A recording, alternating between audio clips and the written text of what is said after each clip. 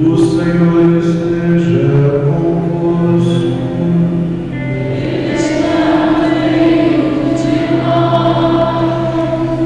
Proclamação do Evangelho de Jesus Cristo segundo João.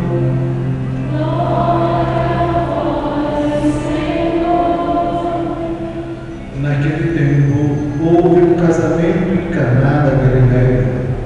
A mãe de Jesus estava presente. Também Jesus e seus discípulos tinham sido convidados para o casamento. Como o vinho veio a faltar, a mãe de Jesus lhe disse: eles não têm mais vinho. Jesus respondeu: mulher, por que dizeis isso a mim?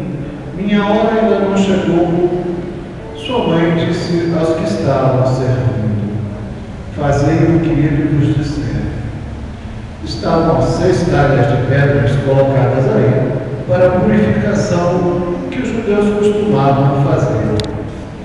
Em cada uma delas cabiam mais ou menos 100 litros. Jesus disse aos que estavam servindo: enchei as talhas de água. Encheram-mas até a boca, e Jesus disse: agora tirai e levai ao mestre-sala. E eles levaram. O mestre-sala experimentou a água que tinha se transformado em vinho.